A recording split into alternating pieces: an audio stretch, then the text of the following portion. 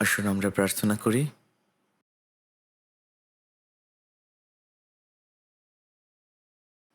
আমাদের স্বর্গীয় পিতা, তুমি আমাদেরকে অনেক অনেক ভালোবাসো।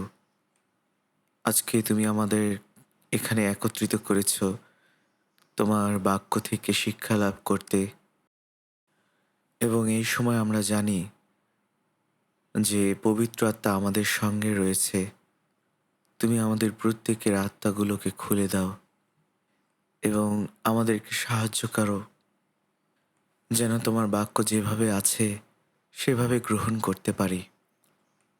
পিতা, দয়া করে তুমি আমাদেরকে আরও বেশি উৎসাহ দাও, যেন আমরা তোমার ধার্মিকতার দিকে আরও এগিয়ে যেতে পারি। কারণ শেষ সময় সমস্ত কিছুই দৃশ্যমান হবে। পিতা, দয়া করে আমাদেরকে জানতে সাহায্য করো যে একজন নতুন জন্মপ্রাপ্ত খ্রিস্টান হিসেবে আমাদের কি করা উচিত। পিতা, আমরা আরও বেশি ফলবান হতে চাই। সেই সাথে আমরা চাই সমস্ত পৃথিবীতে তোমার মহৎ সুসমাচার প্রচার করতে, এবং এই কারণে আমাদের আরও কার্যকারীর প্রয়োজন, যারা সত্যি এই মহৎ কার্যের সহকার্যকারী হবে। পিতা, দয়া করে তুমি আমাদের সাথে প্রত্যেক সময় থাকো এবং আমাদের প্রত্যেকটি ইতিহাসের সাক্ষী তুমি হও। এই সমস্ত প্রার্থনা প্রভু যীশু খ্রিস্টের নামে চাই। আমেন। আসুন আমরা যিশায়া 2 অধ্যায় দেখি। যিশায়া 2 অধ্যায়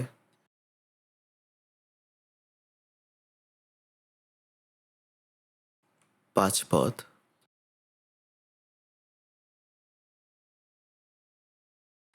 আমি 5 পদ থেকে পাঠ করছি। জাকবের কুল, চলো আমরা সদাপ্রভুর দীপ্তিতে গমন করি। বস্তুত তুমি আপন প্রজাদিগকে, জাকবের কুলকে ত্যাগ করিয়াছ, কারণ তাহারা পূর্বদেশের প্রথায় পরিপূর্ণ ও পলিষ্টীয়দের ন্যায় গণক হইয়াছে এবং বিজাতি সন্তানদের হস্তে হস্ত দিয়াছে। আর তাহাদের দেশ রৌপ্য ও স্বর্ণে পরিপূর্ণ, তাহাদের ধনরাশির সীমা নাই। তাহাদের দেশ অশ্বে পরিপূর্ণ, এবং রথে যে কত তাহার সংখ্যা নাই। আর তাহাদের দেশ প্রতিমায় পরিপূর্ণ। তাহারা আপনাদের হস্তকৃত বস্তুর কাছে প্রণিপাত করে, তাহারা তো তাহাদেরই অঙ্গুলি দ্বারা নির্মিত। আর সামান্য লোক অধমুখ হয়, মান্য লোক অবনত হয়। অতএব তুমি তাহাদিওকে ক্ষমা করিও না। তোমরা শৈলে ঢুকিয়া যাও ও ধূলিতে লুকাও। সদাপ্রভুর ভয়ানকত্ব প্রযুক্ত ও তাহার মহিমার আদরণীয়তা প্রযুক্ত। সামান্য লোকের উচ্চ দৃষ্টি অবনত হইবে, মান্য লোকদের গর্ব খর্ব হইবে, আর সেই দিন কেবল সদাপ্রভুই উন্নত হইবেন। এবং 22 পদ, তোমরা মনুষ্যের আশ্রয় ছাড়িয়া যাও, যাহার নাসাগ্রে প্রাণবায়ু, ফলে সে কিসের মধ্যে গণ্য। এই পর্যন্ত আমরা পড়ব। আজ আমরা যিশায়া 2 অধ্যায় থেকে স্টাডি করতে চাই। আসুন আমরা 5 পদ থেকেই দেখতে চাই। জাকবের কুল, চলো আমরা সদাপ্রভুর দীপ্তিতে গমন করি। আজকের বিষয় হল আইসো আমরা সদাপ্রভুর দীপ্তিতে চলি। এই বিষয়টির অর্থ নিয়ে আমরা চিন্তা করতে চাই। এখানে বলা হয়েছে, হে জাকব কুল, আইসো আমরা সদাপ্রভুর দীপ্তিতে চলি। এখানে কি কারণে এই বিষয়টি বলা হয়েছে? আসুন আমরা 6 পদটি দেখি। বস্তুত তুমি আপন প্রজাদিগকে, জাকবের কুলকে ত্যাগ করিয়াছ, কারণ তাহারা পূর্বদেশের প্রথায় পরিপূর্ণ ও পলিষ্টীয়দের ন্যায় গণক হইয়াছে এবং বিজাতি সন্তানদের হস্তে হস্ত দিয়াছে। ঈশ্বর তার লোকদের ত্যাগ করেছেন। তাই 5 পদে বলা হয়েছে, আইসো আমরা সদাপ্রভুর দীপ্তিতে গমন করি। সুতরাং 6 পদে এর বিপরীত বিষয়টি বলা হয়েছে। তাই এখানে ত্যাগ করার অর্থ হল, এখানে এটি প্রমাণ দেয় যে তারা সদাপ্রভুর দীপ্তিতে চলেনি। এই জন্য ঈশ্বর যাকূব কুলকে ত্যাগ করেছেন। এবং এটি নিয়ে যদি আমরা চিন্তা করি, আমরা দেখতে পাই যে কিভাবে আমাদের সদাপ্রভুর দীপ্তিতে চলা উচিত। যদি আমরা ৫ পদের বিষয়টি দেখি, তাই আসুন আমরা সদাপ্রভুর দীপ্তিতে গমন করি।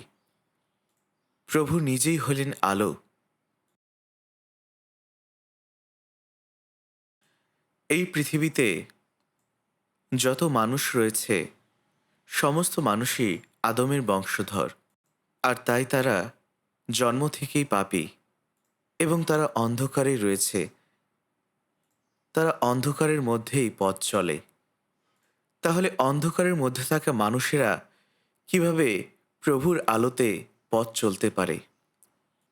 ৫ পদে বলা হয়েছে, আইসো, আমরা সদাপ্রভুর দীপ্তিতে গমন করি। চলো আমরা আগের আরেকটি পদ দেখি। যিশায় ১ অধ্যায় ১৮ পদ। যিশায় ১ অধ্যায় ১৮ পদ। সদাপ্রভু কহিতেছেন, আইসো, আমরা উত্তর প্রত্যুত্তর করি। তোমাদের পাপ সকল সিন্দুর বর্ণ হইলেও হিমের ন্যায় শুক্লবর্ণ হইবে, লাক্ষার ন্যায় রাঙ্গা হইলেও মেষলোমের ন্যায় হইবে। তাই আসুন এখন আমরা একসাথে এই বিষয়টি নিয়ে চিন্তা করি। যদি পাপের সমাধান না হয়, তবে আমরা প্রভুর আলোতে চলতে পারবো না। তাই এখন এসো মানে আমাদেরকে এখন আসতে বলা হয়েছে এবং এই সব বিষয় নিয়ে বিচার বিবেচনা করতে বলা হয়েছে। এই বাক্যটি প্রকাশ করে যে পরিত্রাণ কতটা গুরুত্বপূর্ণ এবং পরিত্রাণ হল পাপের প্রথম সমাধান, এবং তারপরে কিভাবে পাপ ধুয়ে পরিষ্কার করা হয় যাতে আমরা প্রভুর আলোতে চলতে পারি। আর তাই এখানে বলা হয়েছে, যদিও তোমাদের পাপগুলো উজ্জ্বল লাল রঙের কাপড়ের মতো, ওগুলো ধুয়ে ফেলা যায় এবং তোমরা তুষারের মতো সাদা হয়ে যেতে পারো। যদিও তা রক্তের মতো লাল হলেও সেটা ভেড়ার লোমের মতো সাদা হয়ে যাবে। তাই যারা আলোতে আসতে চায় তাদেরকে নতুন করে জন্ম নিতে হবে। তাই এখানে বলা হয়েছে যে ঈশ্বর বলছেন, যারা নতুন করে জন্ম নেয় তারা আলো হয়ে ওঠে এবং আলোর পথে চলে, এবং তাদের সেই আলো জগতের কাছে পৌঁছে দেওয়া উচিত। তাই সব কিছুর আগে আমাদের যেটা করা উচিত তা হল ঈশ্বরের সাথে যুক্ত হওয়া প্রয়োজন এবং আমাদেরকে প্রভুর আলোতে চলতে হবে। যিশায় ২ অধ্যায় থেকে আমরা জানতে পারি আমরা কিভাবে প্রভুর আলোতে চলতে পারি। চলুন আমরা ৬ পদে যাই। ২ অধ্যায় ৬ পদ। যিশায় ২ অধ্যায় ৬ পদ। বস্তুত তুমি আপন প্রজাদিগকে যাকবের কুলকে ত্যাগ করিয়াছ, কারণ তাহারা পূর্বদেশের প্রথায় পরিপূর্ণ ও পলেষ্টীয়দের ন্যায় গণক হইয়াছে এবং বিজাতি সন্তানদের হস্তে হস্ত দিয়াছে।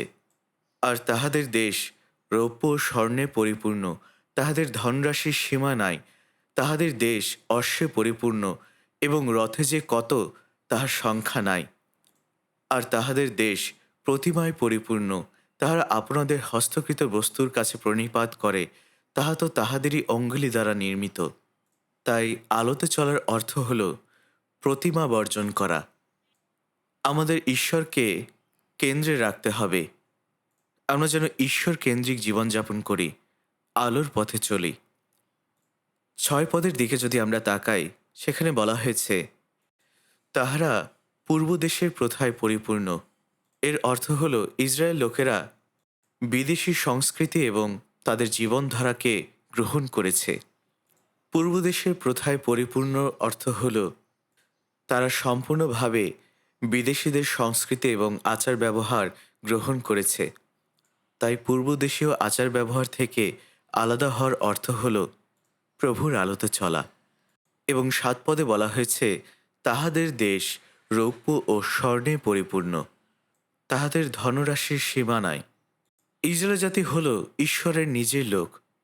ইসরায়েল জাতির উচিত সবসময় ঈশ্বরের দিকে তাকানো এবং তার অন্বেষণ করা, কিন্তু তারা কেবল মগ্ন ছিল সোনা এবং রূপার প্রতি, এবং সেই সব দেশ, যেসব দেশ থেকে এই ধন সম্পদগুলো আসছিল, যা ছিল একেবারেই পাপে পরিপূর্ণ, এবং সেটি তাদের জীবনের উদ্দেশ্য হয়ে দাঁড়িয়েছিল। তাই তারা মূলত প্রভুর আলোতে পথ চলছিল না। হ্যাঁ, অবশ্যই আমাদের টাকা উপার্জন করতে হবে এবং নিজেদের স্বাবলম্বী হতে হবে, কিন্তু আমাদেরকে সবসময় উপরের দিকে তাকাতে হবে। কেবল ঈশ্বরের কাছ থেকে যা আসছে সেটির অন্বেষণ করতে হবে, খুঁজতে হবে। যদি আমরা ৯ পদের দিকে তাকাই, সেখানে বলা হয়েছে, আর সামান্য লোক অধমুখ হয়, মান্য লোক অবনত হয়, অতএব তুমি তাহাদিওকে ক্ষমা করিও না। তাই আমাদের ঈশ্বরের সামনে হাঁটু পাততে হবে। শয়তান কিংবা পৃথিবীর অন্য কোনো জিনিসের সামনে আমরা যেন হাঁটু না পাতি, যাতে আমরা প্রভুর আলোতে পথ চলতে পারি। ১০ পদে বলা হয়েছে, তোমরা শৈলে ঢুকিয়া যাও ও ধূলিতে লুকাও, সদাপ্রভুর ভয়ানকত্ব প্রযুক্ত ও তাহার মহিমার আদরণীয়তা প্রযুক্ত। সামান্য লোকের উচ্চ দৃষ্টি অবনত হইবে, মান্য লোকদের গর্ব খর্ব হইবে, আর সেই দিন কেবল সদাপ্রভুই উন্নত হইবেন। এখানে ১০ পদ এবং ১১ পদ ৭ বছরের মহাক্লেশের কথা বলা হয়েছে। কেন তারা আসলে এমন দণ্ডের মধ্যে প্রবেশ করবে? কারণ তারা অত্যন্ত আত্মকেন্দ্রিক ও অহংকারী। তারা ঈশ্বরের প্রতি বিশ্বস্ত নয়। তাই আলোতে চলার অর্থ হল আমাদেরকে নম্র হতে হবে এবং ঈশ্বরের সামনে আমাদেরকে নত হতে হবে। তার সামনে যেন আমরা হাঁটু পাতি। যদি আমরা ২২ পদে দেখি, তোমরা মনুষ্যের আশ্রয় ছাড়িয়া যাও, যাহার নাসাগ্রে প্রাণবায়ু, ফলে সে কিসের মধ্যে গণ্য। সুতরাং ঈশ্বর ছাড়া অন্য কিছুর উপরে নির্ভর করাই হল অন্ধকারে চলা, আলোতে নয়। আমরা যেন আমাদের জীবনের দিকে মনোযোগ না দিই। যদি আমরা ৭ পদে দেখি, তাহাদের দেশ অশ্বে পরিপূর্ণ এবং রথ যে কত তাহার সংখ্যা নাই। যখন অসুর থেকে যুদ্ধের হুমকি এসেছিল, তখন ইসরায়েলরা অসুরদের সাথে মোকাবেলা করার জন্য তারা সেই অনেক অনেক অশ্ব বা ঘোড়া প্রস্তুত করেছিল এবং অনেক রথও প্রস্তুত করেছিল। এবং এর মধ্য দিয়ে ঈশ্বর বলছেন যে আসলে তারা মূলত অন্ধকারেই ছিল। তারা তাদের সার্বভৌমত্ব ও নিরাপত্তা রক্ষা ও অর্জন করার বিষয়ে অত্যন্ত মনোযোগী ছিল। তারা তাদের শক্তি বৃদ্ধির উপরে সম্পূর্ণ মনোনিবেশ করেছিল, কিন্তু এর মানে এই নয় যে তারা প্রভুর আলোতে চলেছিল। তাই প্রতিদিন আমরা দিন ও রাত অনুভব করি। দিন ও রাত বলতে যেটা বোঝায় তা হল এক ধরনের প্রকাশ এবং বিশেষ উপলব্ধি, যে তারা হয় অনন্ত আলোতে প্রবেশ করবে অথবা অনন্ত অন্ধকারে প্রবেশ করবে। তাই স্বর্গ হল সেই আলোর জগৎ এবং নরক হল অন্ধকারের জগৎ। তাই হয় আমরা দিনের আলোর দিকে যাব অথবা আমরা রাতের দিকে যাব, যে কোনো একটি, এবং অবশ্যই তা ঘটবে। তাই ৫ পদে বলা হয়েছে, হে যাকব কুল, আইসো, আমরা সদাপ্রভুর দীপ্তিতে চলি। তাই আমাদের নিজেদেরকে পরীক্ষা করা দরকার যে আমরা আলোর পথে আছি কিনা, আমরা সত্যিই কি সদাপ্রভুর আলোতে চলছি কিনা। আমাদেরকে ক্রমাগত সদাপ্রভুর আলোতে চলার জন্য প্রচেষ্টা করতে হবে এবং আমাদেরকে পরীক্ষা করা দরকার যে আমরা কিভাবে ঈশ্বরের মহিমা করি। এটি আমাদের আজকে ভাবা দরকার। তাই আসুন আমরা সদাপ্রভুর আলোতে চলি। প্রভু নিজেই আলো, তিনি আলোতে আবৃত এবং প্রভুই হলেন জ্যোতির পিতা। প্রথম যোহন ১ অধ্যায় ৫ পদ, প্রথম যোহন ১ অধ্যায় ৫ পদ।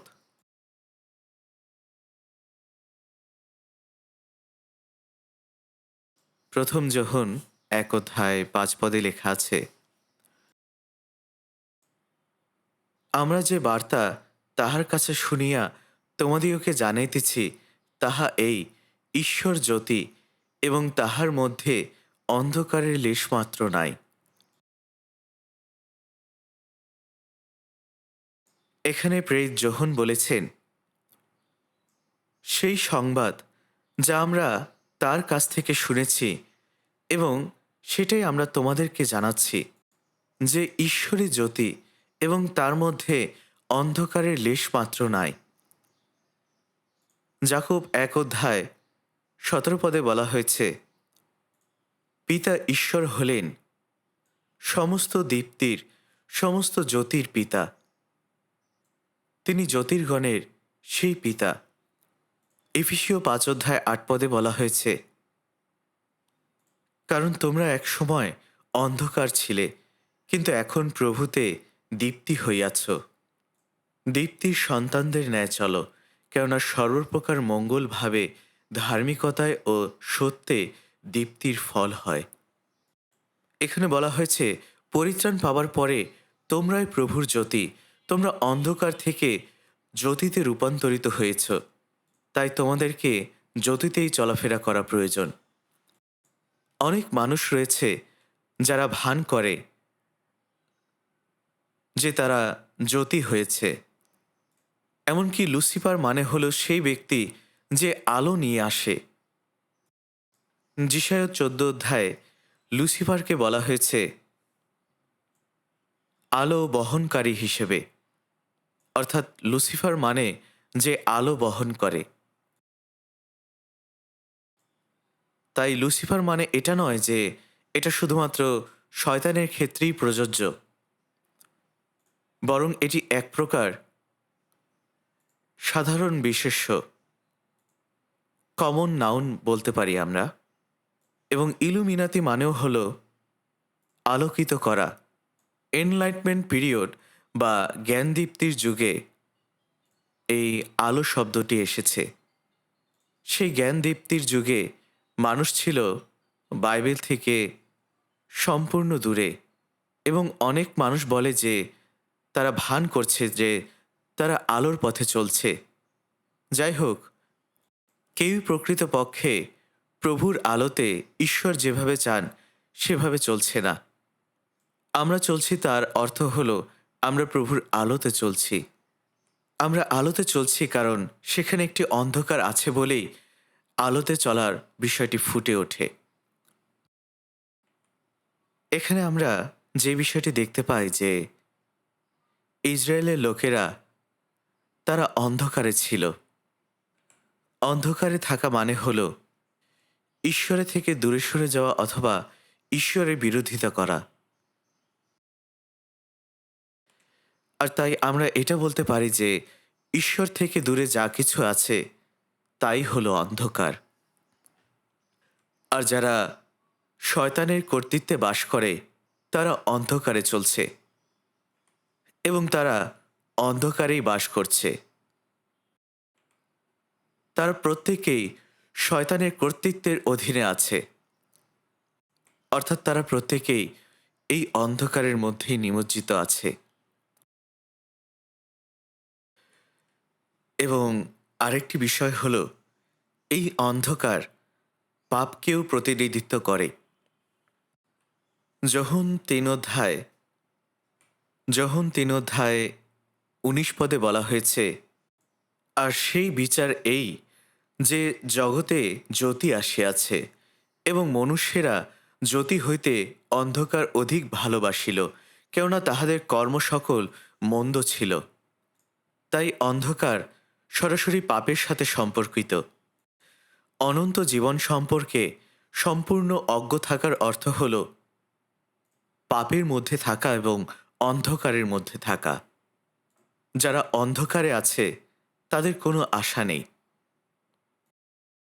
আপনি যদি এই বিশ্বের দিকে তাকান, তারা শয়তানের নিয়ন্ত্রণে আছে এবং তারা ঈশ্বরের বিরুদ্ধে।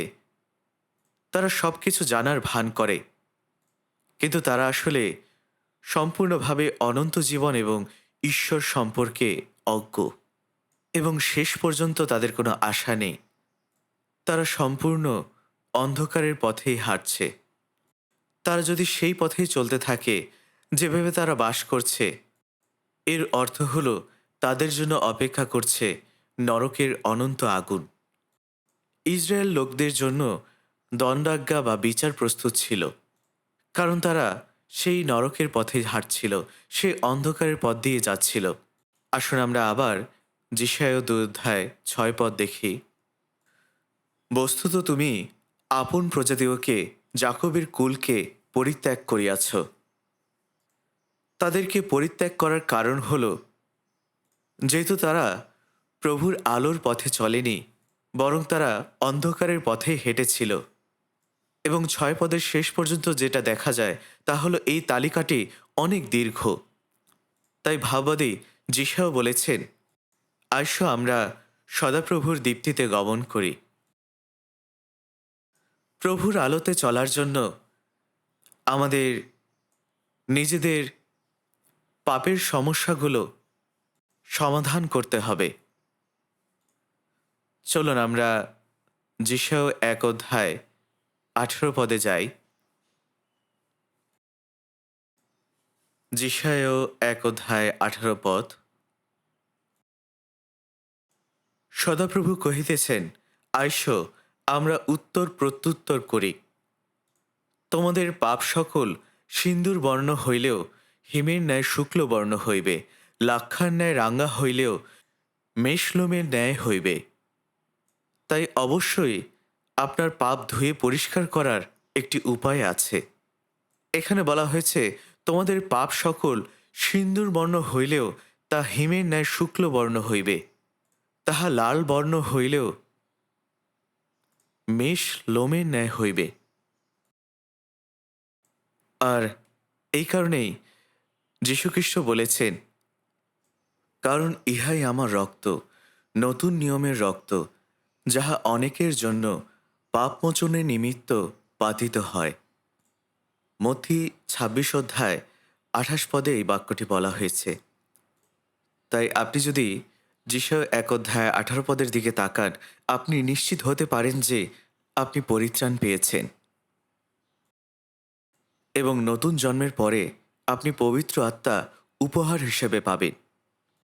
আপনি নতুন করে জন্মগ্রহণ করেছেন এবং আপনার অন্ধকার আলোতে পরিণত হয়েছে। যীশুখ্রিস্টের মাধ্যমে আমাদের পাপগুলো অনন্তকালের জন্য মিটিয়ে ফেলার দ্বারা ঈশ্বরের জ্ঞানের আলোয় রোপিত হয়েছি এবং আমরা মুক্ত হয়েছি। আমরা পবিত্র আত্মাকে গ্রহণ করি এবং আমাদের জীবনে আলো আসে। পরিত্রাণ পাবার পরে আমরাই আলো হয়ে উঠি। যদি যিশায় ১ অধ্যায় ১৮ পদ থেকে আমাদের জীবনে এই নিশ্চয়তা না থাকে, তবে এর অর্থ হলো আমরা প্রভুর আলোতে চলতে পারি না। কেবলমাত্র আমাদের জীবনে পাপগুলোর সমাধান হয়, তবেই আমরা প্রভুর আলোতে চলতে পারি। আইসো আমরা সদাপ্রভুর দীপ্তিতে চলি। তাই ১৮ পদের মধ্য দিয়ে আমরা এটাই বুঝতে পারি যে পরিত্রাণের মধ্য দিয়ে, অর্থাৎ সমস্ত পাপের ক্ষমা লাভ করার পরেই আমরা প্রভুর আলোর পথে চলতে পারি এবং এই পথ থেকে আমরা নিশ্চিতভাবেই তা জানতে পারি।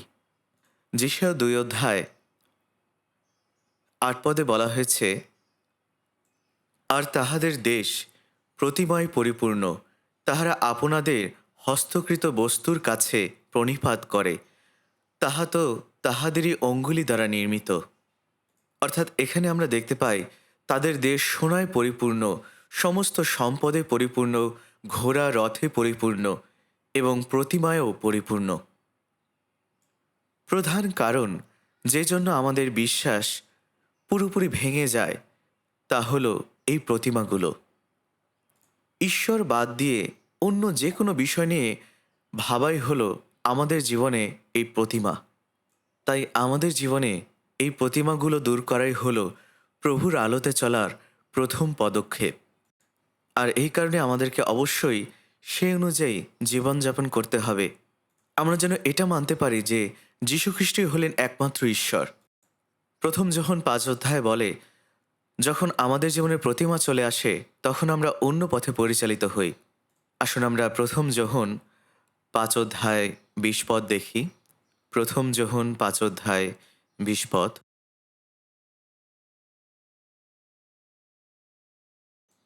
আর আমরা জানি যে ঈশ্বরের পুত্র আসিয়াছেন এবং আমাদিগকে এমন বুদ্ধি দিয়াছেন যাহাতে আমরা সেই সত্যময়কে জানি এবং আমরা সেই সত্যময় তাহার পুত্র যীশুখ্রিস্টে আছি। তিনি সত্যময় ঈশ্বর এবং অনন্ত জীবন। এবং পরবর্তী পদে যদি আমরা দেখি ২১ পদ, ২১ পদে লেখা আছে, বৎসেরা, তোমরা প্রতিমাগণ হইতে আপনাদের রক্ষা করো। আমেন। তাই ঈশ্বরের পুত্র যীশুখ্রিস্ট এই পৃথিবীতে এসেছিলেন।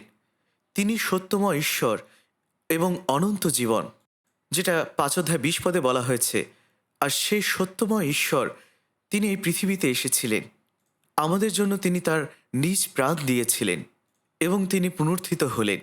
আমরা যদি যীশুখ্রিস্টকে সত্যিই জানি তবে আমাদের বিশ্বাসকে সঠিক করা দরকার। আমাদের খ্রিস্টীয় জীবনকে সঠিকভাবে গড়ে তোলা প্রয়োজন।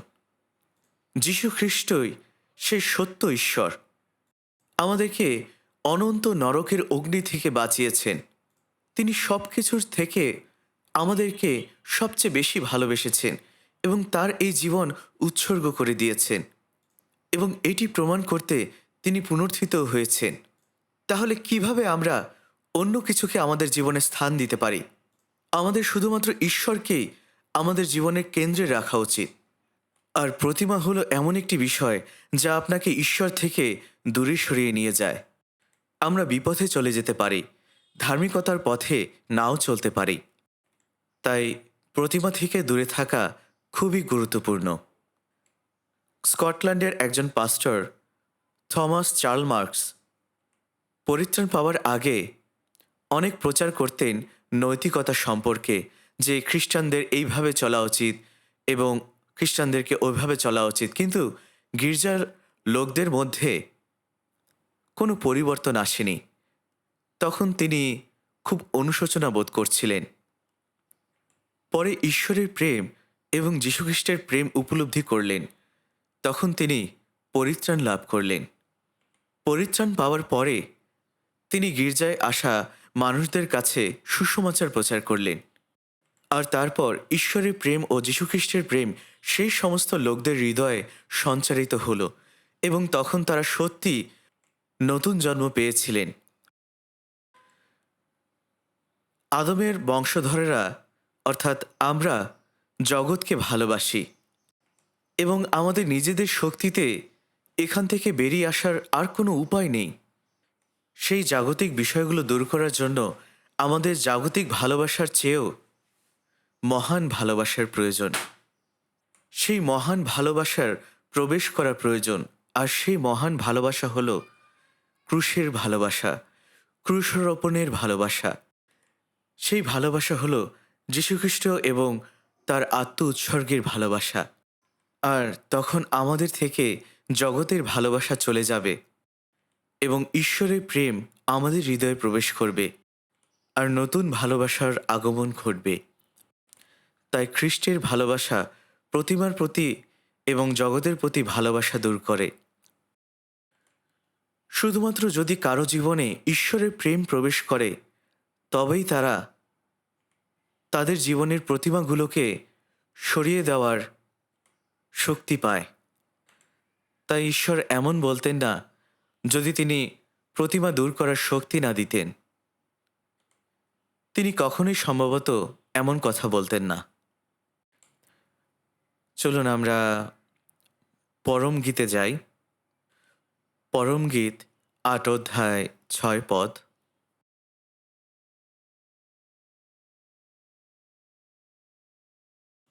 পরম গীত ৮ অধ্যায় ৬ পদ।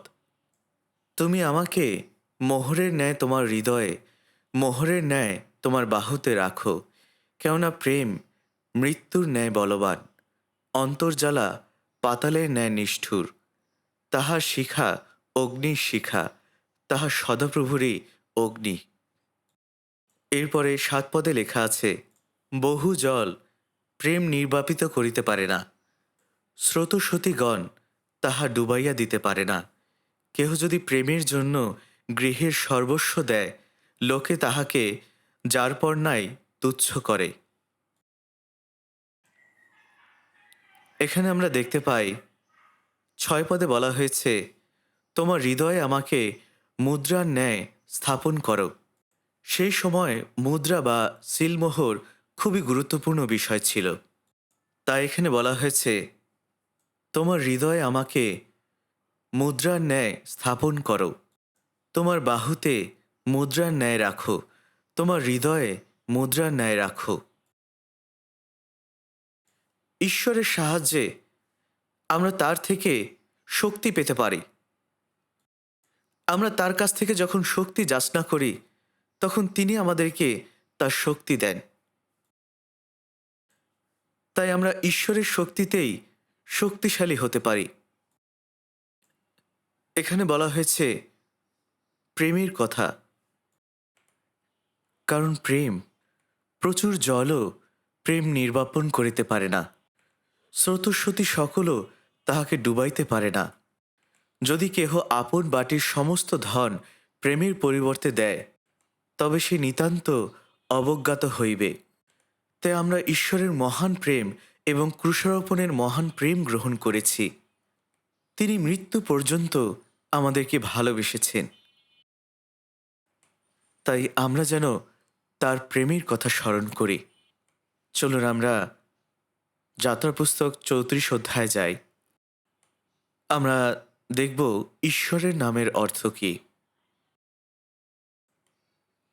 যাত্রা পুস্তক ৩৪ অধ্যায় ১৪ পদ। যাত্রা পুস্তক ৩৪ অধ্যায় ১৪ পদ। তুমি অন্য দেবতার কাছে প্রণিপাত করিও না, কেননা সদাপ্রভু সগৌরব রক্ষণে উদ্যোগী নাম ধারণ করেন। তিনি সগৌরব রক্ষণে উদ্যোগী ঈশ্বর।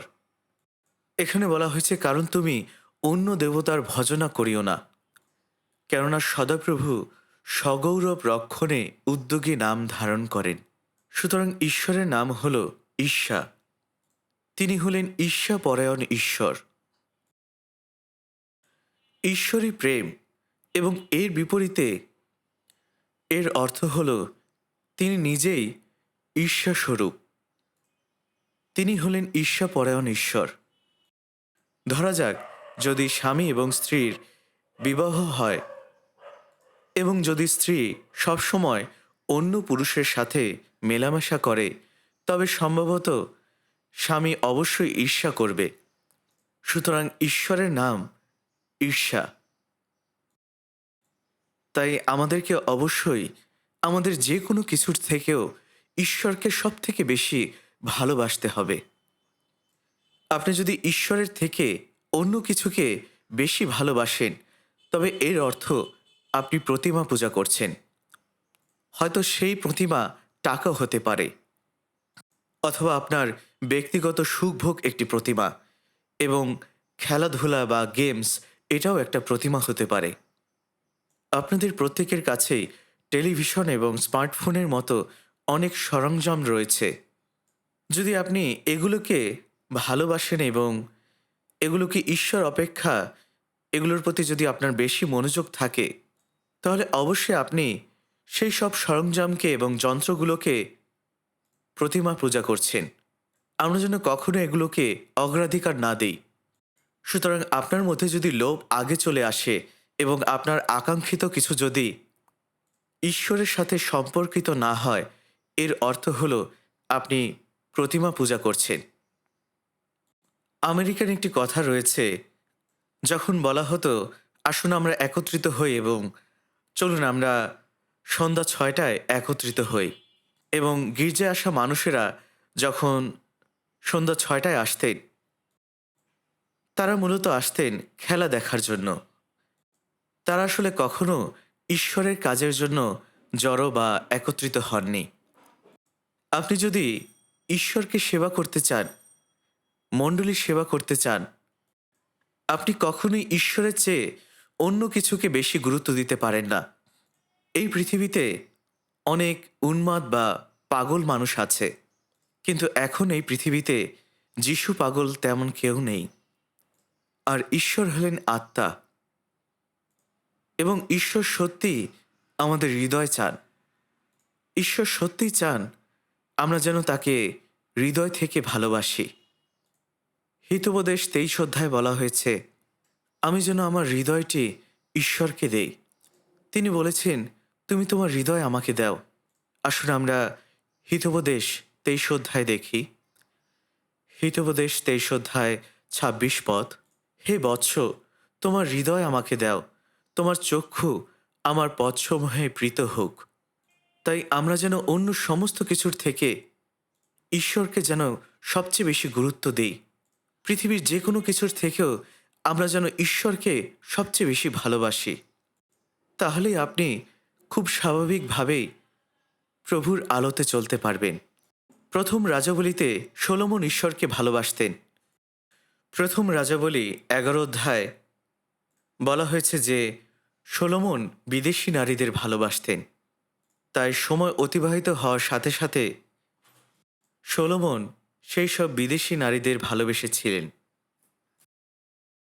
এবং একসময় দেখা গেল সলোমন ঈশ্বরের থেকেও সেই সব নারীদেরকে বেশি ভালোবাসতেন। আর সেই সব বিদেশি স্ত্রীরা সলোমনকে প্রলুব্ধ করল যেন সে ঈশ্বরের থেকে দূরে সরে যায়, এবং শেষে ইসরায়েল দেশ বিভক্ত জাতিতে পরিণত হয়। তাই বলা হয়েছে সলোমন সদাপ্রভুর দৃষ্টিতে যা মন্দ তাই করেছিল। যদিও শুরুতে ঈশ্বরকে সলোমন ভালোবেসেছিলেন, কিন্তু পরবর্তীতে তিনি ঈশ্বর থেকেও অন্য কিছুকে বেশি ভালোবেসেছিলেন। একইভাবে যদি আমরা শিমশনের জীবনে দেখি, শিমশন তিমনায় গেলেন। এটি হলো পলিস্টীয় ও ইসরায়েলের মধ্যবর্তী সীমানা। সেখানে তিনি একজন বিদেশি নারীকে বিয়ে করতে চেয়েছিলেন, কিন্তু সেই বিয়েটি ভেঙে যায়। পরে তিনি পলিস্টীয় বেশ্যাদের সাথে মেলামেশা করেন, এবং শেষ পর্যন্ত তিনি দলিলার প্রেমে পড়েন। এবং দলিলার প্রেমে পড়ার কারণে দলিলার কাছে তার সমস্ত শক্তির উৎস বলে দেয়। আর এরপরে পলিস্টীয়রা তাকে আক্রমণ করে, তার চোখ উপড়ে ফেলা হলো, এবং পলিস্টীয়দের কাছে তাকে বন্দি করে রাখা হলো, কারণ শিমশনের শক্তি তখন অকেজো হয়ে গিয়েছিল। তাই পরিশেষে তিনি একজন বন্দিতে পরিণত হলেন। এই কারণে আসলে আমাদের জীবনের প্রতিমাগুলোকে ত্যাগ করা অত্যন্ত গুরুত্বপূর্ণ। যদি একবার এটি শুরু হয়, তাহলে অবশ্যই এটি আমাদের জীবনের মধ্যে প্রবেশ করবে এবং আমাদেরকে ঈশ্বরের কাছ থেকে দূরে সরিয়ে নেবে।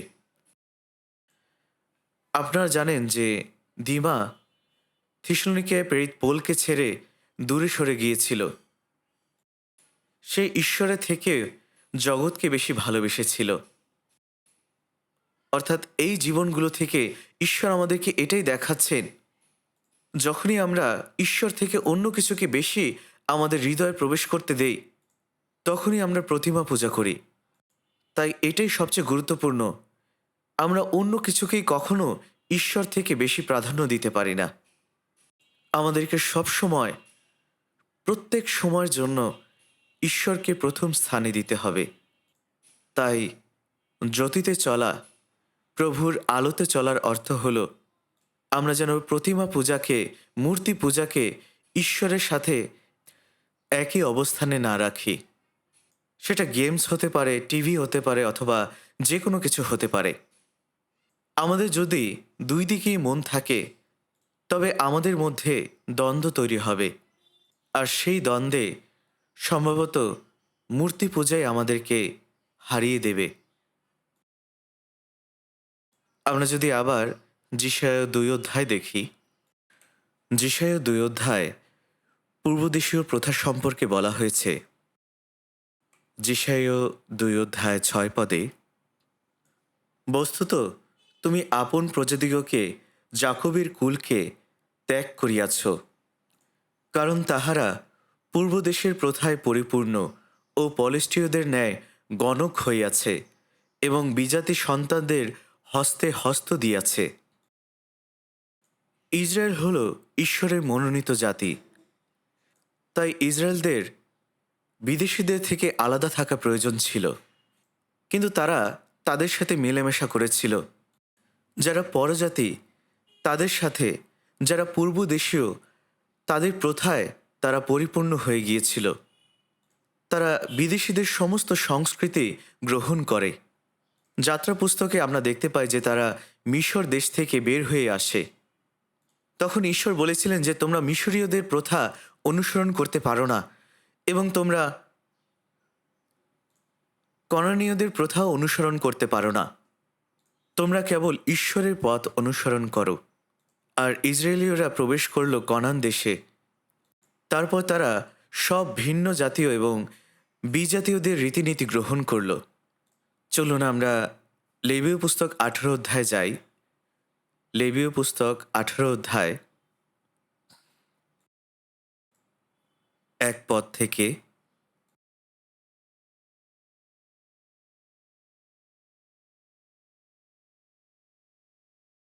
আর সদাপ্রভু মোশিকে কহিলেন, তুমি ইসরায়েল সন্তানগণকে কহ, তাহাদিওকে এই কথা বলো, আমি সদাপ্রভু তোমাদের ঈশ্বর। তোমরা যেখানে বাস করিয়াছ সেই মিশর দেশের আচরণ অনুযায়ী আচরণ করিও না, এবং যে কনান দেশে আমি তোমাদেরকে লইয়া যাইতেছি তথাকারও আচরণ অনুযায়ী আচরণ করিও না ও তাহাদের বিধি অনুসারে চলিও না।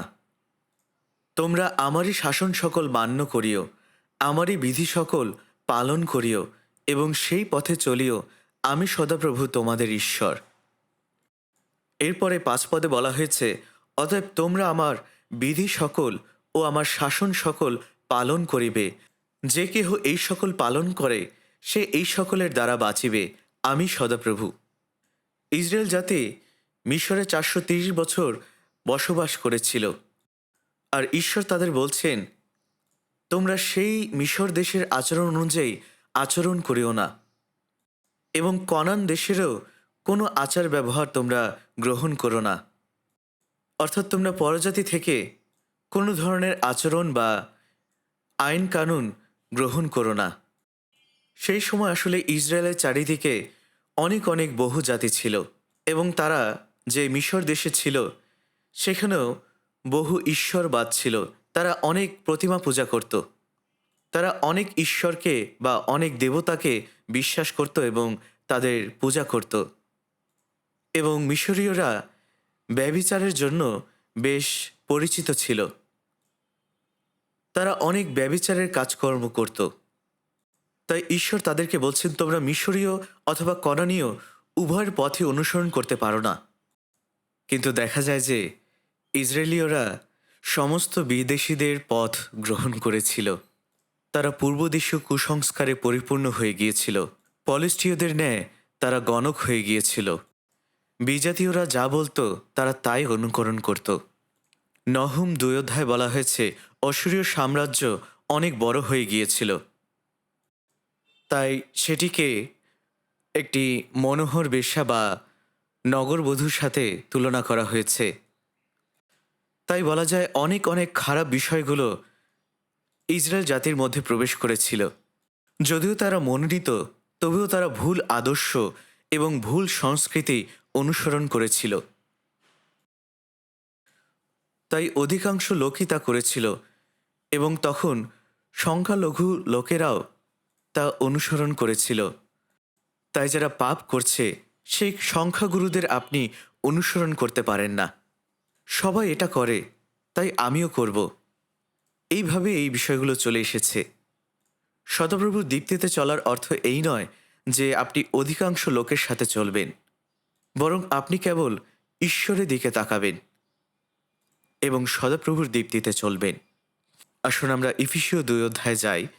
ইফিসীয় 2 অধ্যায় 1 পদ। ইফিসীয় 2 অধ্যায় 1 পদ।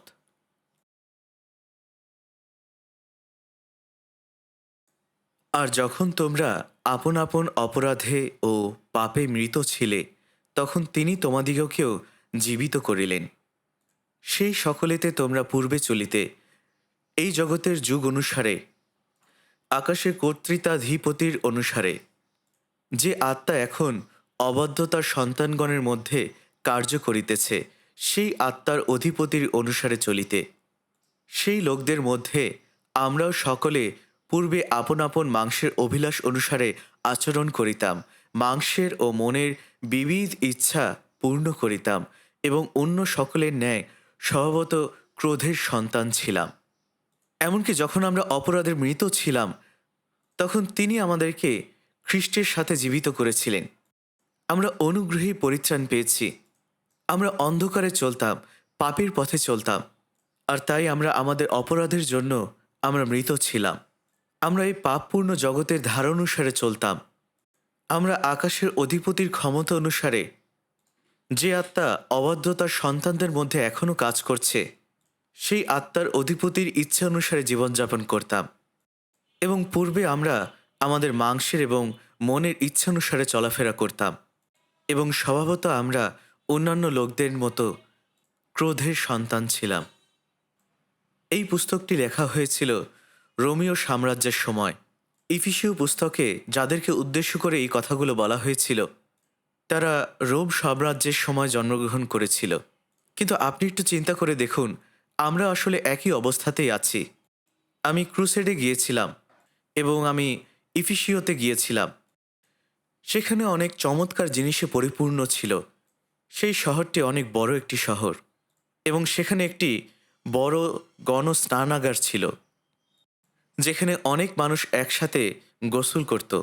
আমি সেখান দিয়ে হেঁটে যাচ্ছিলাম আর সেখানে দেখলাম যে অনেক জল আছে এবং সেই জলগুলো আসলে একজন মহিলার মূর্তি রয়েছে, সেই মূর্তি থেকে সেই জলগুলো বেরিয়ে আসছিল। অর্থাৎ এখানে লালসা ও ব্যভিচারের বিষয় রয়েছে। তাই প্রেরিত পৌল ইফিসীয় মণ্ডলীতে যখন সুসমাচার প্রচার করেছিলেন, তখন তিনি এই বিষয়গুলো দেখতে পেয়েছিলেন। ইফিসীয় শহর অর্থ এবং সম্পদে পরিপূর্ণ, সেখানে আনন্দ এবং লালসায় পরিপূর্ণ, সেখানে অনেক উচ্চ জ্ঞান এবং যুক্তিতে পরিপূর্ণ, আর একই সাথে তারা পাপে পরিপূর্ণ ছিল। তাই এখানে বলা হয়েছে, পূর্বে তোমরা সকলে এই জগতের ধারা অনুসারে আকাশের কর্তৃত্ব বিশিষ্ট অধিপতির অনুসারে এবং যে আত্মা অবাধ্যতার সন্তানগণের মধ্যে কাজ করছে, সেই আত্মার অধিপতির অনুসারে চলতে। অর্থাৎ তারা কেবল পরজাতীয়দের পথ অনুসারে চলত। আসুন আমরা ফিলিপিও 2 অধ্যায় যাই। ফিলিপিও 2 অধ্যায় 15 পদ।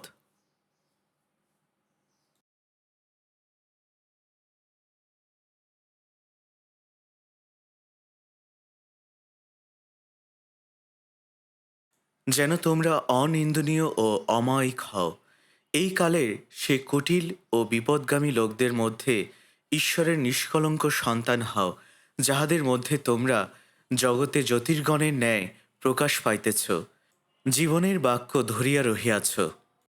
আমরা আবার এই বাক্যটি পড়ি, যেন তোমরা অনিন্দনীয় ও অমায়িক হও, এই কালের সেই কুটিল ও বিপদগামী লোকদের মধ্যে ঈশ্বরের নিষ্কলঙ্ক সন্তান হও, যাহাদের মধ্যে তোমরা জগতে জ্যোতির্গণের ন্যায় প্রকাশ পাইতেছ। আসুন আরেকটি বার পড়তে চাই, যেন তোমরা অনিন্দনীয় ও অমায়িক হও, এই কালের সেই কুটিল ও বিপদগামী লোকদের মধ্যে ঈশ্বরের নিষ্কলঙ্ক সন্তান হও, যাহাদের মধ্যে তোমরা জগতে জ্যোতির্গণের ন্যায় প্রকাশ পাইতেছ। তাই আপনি যাই করুন না কেন, ধরুন আপনার অন্য কোনো নারী বা পুরুষের সাথে সম্পর্ক আছে এবং আপনি গর্ভপাত করান, অথবা আপনি মদ্যপান করেন ও ধূমপান করেন, আসলে সেটা যাই হোক না কেন, সবাই কিছু না কিছু এমন পাপ করে এবং অধিকাংশ মানুষই এগুলো করে। আর আমরা ভাবি আমরাও হয়তোবা তা করতে পারি। কিন্তু প্রভুর আলোতে চলার অর্থ হলো আমরা যেন সংখ্যাগরিষ্ঠকে অনুসরণ না করি। এই পৃথিবী যাই বলুক না কেন, আমরা তা অনুসরণ করতে চাই না, আমরা সেটা একদমই করতে চাই না। আমাদের বাইবেলকে আঁকড়ে ধরে থাকতে হবে এবং আলোতে চলতে হবে। আসুন আমরা গীত সংহিতা ১ অধ্যায় দেখি। গীত সংহিতা ১ অধ্যায় ৩ পদ। সে জলস্রোতের তীরে রোপিত বৃক্ষের সদৃশ হইবে, যাহা যথাসময় ফল দেয়, যাহার পত্র ম্লান হয় না, আর সে যাহা কিছু করে তাহাতেই কৃতকার্য হয়। দুষ্টগণ সেইরূপ নহে, কিন্তু তাহারা বায়ুচালিত তুষের ন্যায়। এখানে বলা হয়েছে দুষ্টেরা সেরকম নয়, তারা যেন বাতাসে উড়ে যাওয়া তুষের মতো। তুষের মধ্যে কোনো সারবস্তু নেই, এর মধ্যে কোনো পদার্থ নেই, এর কোনো মূল্য নেই, অর্থাৎ তুষের কোনো মূল্য নেই। এটি আসলে কেবলমাত্র একটি খোসার মতো, যেটা কেবল উড়ে চলে যায়। এটি বাতাসের সাথে চলে যায়, আর তারপর এটাকে আগুনে ফেলে দেওয়া হবে, কারণ এটি মূল্যহীন। তাই এখানে বলা হয়েছে দুষ্টেরা তদ্রূপ নহে, তারা বায়ুচালিত তুষের মতো। সুতরাং আপনি যদি এই জগতের পথে চলে যান, যেটা এদিক ওদিক চলে যায়, যার মধ্যে কোনো সারবস্তু নেই, কোনো পদার্থ নেই, যার মধ্যে নতুন জন্মে পাওয়া আত্মা নেই, তবে তাকে নরকে নিক্ষেপ করা হবে। আর ধার্মিকের কথা এখানে বলা হয়েছে সে নদীর তীরে রোপিত বৃক্ষের মতো, যেটা নিজেই যথাসময় ফল দেবে, যার পত্র কখনো ম্লান হবে না। সে যা কিছু করবে তাতেই কৃতকার্য হবে। কিন্তু অপরদিকে দুষ্টরা তেমনটি নয়, তারা বায়ুচালিত তুষের মতো। তাই আমাদেরকে এটাই সবসময় মনে রাখতে হবে যে আমরা যেন কখনো অধিকাংশ মানুষের পথ অনুসরণ না করি। আমরা যদি তা করি তাহলে আমরা অনেক পরিবর্তিত হয়ে যাব। আমরা যদি তাদেরকে অনুসরণ করি তাহলে ফ্যাশন এবং অন্যান্য যত আচার ব্যবহারগুলো রয়েছে সব কিছুই আসলে বদলে যাবে, এবং তখন আমাদের মধ্যে প্রবেশ করবে বিবর্তনবাদের হাওয়া, অথবা নাস্তিকতার হাওয়া, অথবা যে কোনো কিছু আসতে পারে। তখন আমাদের মধ্যে অনেক তর্ক বিতর্কের সৃষ্টি হবে, আর এই সব কিছুর ঊর্ধ্বে হলো টাকা, আর এর মধ্য দিয়ে বস্তুবাদী হাওয়াও আসবে। এই পৃথিবীর অনেক মানুষই জানে না যে তার জীবনের উদ্দেশ্যটা কী, এবং মানুষ কেবল অন্যদের দেখানো পথেই চলে। তাই আমি যখন বাইবেল দেখি তখন ভাবি যে এটি কতই না সঠিক। আমি যদি সঠিক শিক্ষা গ্রহণ না করি এবং আমার কান যদি রুদ্ধ হয়ে যায়, তখন আমার কি ঘটে, আমাদের কি হয়? আমরা তখন এমন কিছুর পিছনে ছুটি যেগুলো কেবলমাত্র অসার। ২ তিমথিও ৪ অধ্যায় বলা হয়েছে, কেননা এমন সময় আসিবে যে সময় লোকেরা নিরময় শিক্ষা সহ্য করিবে না, কিন্তু কান চুলকানি বিশিষ্ট হইয়া আপন আপন অভিলাষ অনুসারে আপনাদের জন্য রাশি রাশি গুরু ধরিবে, এবং সত্য হইতে কান ফিরাইয়া গল্পের দিকে বিপথে যাইবে। তারা শুধুমাত্র সেটাই শুনতে চাবে যেটা তাদেরকে সুখ দেবে। তাই আসলে সেই সময় কোনো শিক্ষক থাকবে না, বরং এমন অবস্থা হবে যেন প্রত্যেকের কান বন্ধ হয়ে গিয়েছে, আর কেউ ঈশ্বরের কথা শুনতে চাবে না। এবং এরকম আমরা অনেক শিক্ষককে দেখতে পাই যারা বিভিন্ন জায়গা থেকে, যেমন ইউটিউবে আমরা কি করি, বিভিন্ন জায়গার ইউটিউবের ভিডিও দেখি, আমরা শুধু সাবস্ক্রাইব করি, আর এটাই এখনকার রীতিনীতি হয়ে দাঁড়িয়েছে, আর বেশিরভাগ মানুষই তা করে। আর তাই আমরা বাইবেল ছাড়া অন্য অনেক কিছুকে অনুসরণ করি। আমাদের অবশ্যই বাইবেল প্রয়োজন, ঈশ্বরের বাক্য প্রয়োজন, যেন সেই বাক্য আমাদের মধ্যে রোপিত হয়, যেন আমরা ঈশ্বরকে অনুসরণ করতে পারি। কিন্তু দেখা যায় যে আমরা বাইরের জগতের নিয়মকানুনগুলো বেশি অনুসরণ করে ফেলি। হয়তো অনেকেই আমরা ইউটিউবের প্রতি অনেক বেশি ঝুঁকে পড়েছি, আর সেগুলোকেই আমরা ধীরে ধীরে অনুসরণ করছি, সেখানে অনেক ভুল শিক্ষা রয়েছে। আর সেই ভুল শিক্ষা থেকে আমরা ভুল জিনিসের অভিজ্ঞতা লাভ করি। এই ইউটিউবের ভুল শিক্ষাগুলো আমাদেরকে বিভ্রান্ত করে ফেলে। আর আমরা আসলে তখন বাইবেল থেকে সরে যাই। যখন আমরা ঈশ্বরের বাক্য থেকে সরে যাচ্ছি, তখনই আমরা সেই প্রতিমা পূজা করছি। মনে রাখবেন, ঈশ্বরের বাক্য আমাদের মধ্যে রোপণ করা হয়েছে। আমরা যেন সেই জলস্রোতের তীরে রোপিত বৃক্ষের মতো হতে পারি, যে গাছটি সবসময় সেই নদীর কাছেই রয়েছে। আমরা যেন কখনো অন্য কোথাও না যাই। আমাদের হৃদয় যেন কখনো ঈশ্বরের বাক্য থেকে দূরে সরে না যায়। সেই গাছগুলোর একজন মালিক রয়েছে। সেই গাছগুলোর মালিক আমরা নই। এখানে বলা হয়েছে, সে জলস্রোতের তীরে রোপিত বৃক্ষের সদৃশ হইবে, যাহা যথাসময় ফল দেয়, যাহার পত্র ম্লান হয় না। আর সে যাহা কিছু করে তাহাতেই কৃতকার্য হয়। অর্থাৎ এখানে এমন একটি গাছের কথা বলা হয়েছে, যে গাছটি অনেক বেশি শক্তিশালী এবং সুস্থ, যে গাছটি সঠিক সময়ে ফলবান হচ্ছে। এখানে যারা রোপিত, অর্থাৎ যারা পরিত্রাণপ্রাপ্ত, তারা যখন সুসমাচার প্রচার করে তখন তারা ফলবান হয়। এমনকি আপনি একটু চিন্তা করে দেখুন, দানিয়েলের জীবনও তাই হয়েছিল। তিনি পরজাতীয়দের মধ্যে থেকেও, পরজাতীয়দের দেশে থেকেও অনেক ফলবান হয়েছিলেন। তিনি যে অবস্থাতেই ছিলেন সেই অবস্থা থেকেই তিনি ফলবান হয়েছিলেন। তাই আমরা যেন যে অবস্থাতেই থাকি, আমরা যেন সুসমাচার প্রচার করি। যারা যিশুকে অনুসরণ করে তাদের মধ্যে সেই জীবন রয়েছে, আর যারা জাগতিক পথ অনুসরণ করে তাদের মধ্যে অনন্ত জীবন নেই। সে নারী হোক অথবা পুরুষ হোক। যখন বন্যা আসে তখন মাছদের সাঁতার কাটার শক্তি থাকে, আর সেই জীবিত মাছগুলো হলো আমরা, কারণ আমাদের মধ্যে অনন্ত জীবন রয়েছে। তাই আমরা যারা নতুন জন্মপ্রাপ্ত খ্রিস্টিয়ান হয়েছি, আমরা যেন এই জগতের সমস্ত জাগতিক বিষয়গুলো থেকে দূরে থাকতে পারি। আর সেই দূরে থাকার শক্তি ঈশ্বর আমাদেরকে দিয়েছেন। চলুন আমরা ফিলিপিও পুস্তকে ফিরে যাই।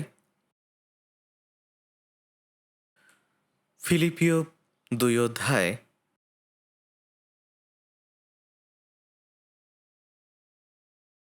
ফিলিপিও 2 অধ্যায় 16 পদ। ফিলিপিও 2 অধ্যায় 16 পদ। 15 পদের শেষ থেকে, জীবনের বাক্য ধরিয়া রহিয়াছ, ইহাতে খ্রিস্টের দিনে আমি এই শ্লাঘা করিবার হেতু পাইব যে আমি বৃথা দৌড়াই নাই, বৃথা পরিশ্রমও করি নাই। এখানে বলা হয়েছে, জীবনের বাক্য ধরিয়া থাকো, যেন খ্রিস্টের দিনে শ্লাঘার কারণ হয় যে আমি বৃথা দৌড়াই নাই কিংবা বৃথা পরিশ্রম করি নাই। তাই জীবনের বাক্যকে ধরে থাকা, আমরা যদি জীবনের বাক্যকে ধরে রাখতে পারি, তখন আমরা এই বিষয়ে শ্লাঘা করতে পারব, এবং আমরা এটা বুঝতে পারব যে আমাদের দৌড়ানো বৃথা হয়নি, আমাদের পরিশ্রমও বৃথা হয়নি।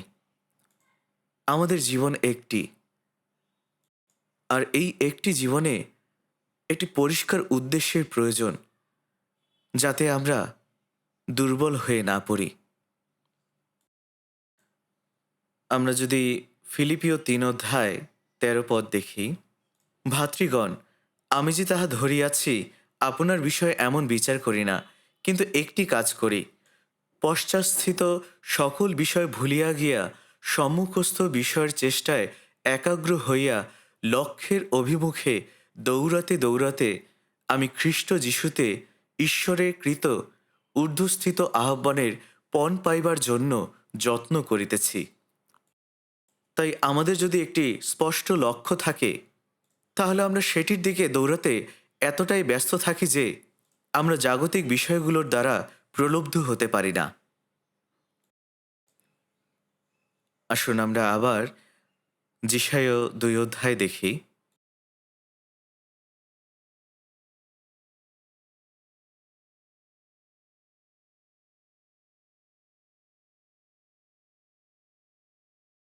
যিশায় 2 অধ্যায় 7 পদ।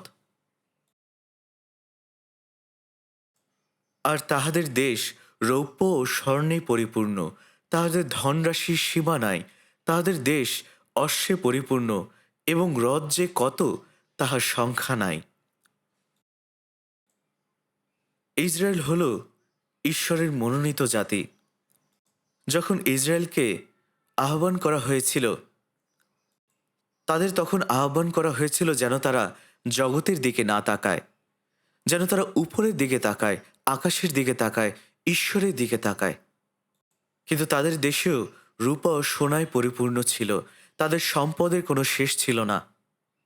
তাই তারা এই পৃথিবীতে অনেক অনেক মূল্যবান বস্তু ও সম্পদ সংগ্রহ করে, যার অর্থ হল যে তাদের মধ্যে লোভ ক্রমশ বৃদ্ধি পেতে থাকে। তাই সাধারণ মানুষ এবং দাসদের তারা শোষণ করে, তাদের কাছ থেকে যতটা সম্ভব তারা বেশি সংগ্রহ করার চেষ্টা করছিল। আর তারা এটাই করছিল। আলোর পথে চলার অর্থ হল আমরা যেন এই জগতের জিনিসপত্রগুলো সংগ্রহ করার জন্য ব্যতিব্যস্ত না হই, আমরা যেন নিজেদেরকে সোনা ও রূপা দিয়ে পরিপূর্ণ করার চেষ্টা না করি। আপনি যদি আদিপুস্তক 4 এবং 5 অধ্যায় দেখেন, সেখানে দেখবেন কইন অনেক কৃষিকাজের এবং অনেক কিছুরই উন্নতি করেছিল। সে শহরের সংস্কৃতি গড়ে তুলেছিল এবং তারা বাদ্যযন্ত্র, শিল্পকলা ও সঙ্গীতের বিভিন্নভাবে উন্নতি করেছিল এবং জগতে প্রযুক্তিরও বিকাশ ঘটিয়েছিল। কইনের বংশধরেরা অনেক উন্নতি করেছিল, কিন্তু আদিপুস্তক 5 অধ্যায় বলা হয়েছে ঈশ্বরের সন্তানেরা, ঈশ্বরের বংশধরেরা তারা কিছুই করেনি, তারা আকাশের দিকে তাকিয়ে থাকত এবং জগতের কোনো উন্নতি তারা করেনি। আর তাই কইনের সন্তানেরা, তার বংশধরেরা যারা নতুন জন্ম পায়নি, তারা জগতে যতটা সম্ভব উন্নতি করার চেষ্টা করে। তারা কেবল জগতের ভালো জিনিসগুলোই খোঁজে। আর যাদের নতুন জন্ম হয়েছে, সেই খ্রিস্টানরা এই জগতে কেবল অস্থায়ী যাযাবরের মতো, তারা কেবলমাত্র উপরের দিকে তাকায়। তারা ভবিষ্যতে কি আসতে চলেছে তার আশা করে। তাদের প্রত্যাশা হল অনন্ত রাজ্যের, ঈশ্বরের অনন্ত রাজ্যের। আর এর অর্থ হলো আমরা প্রভুর আলোতে চলাফেরা করি। 1 তিমথিও 6 অধ্যায়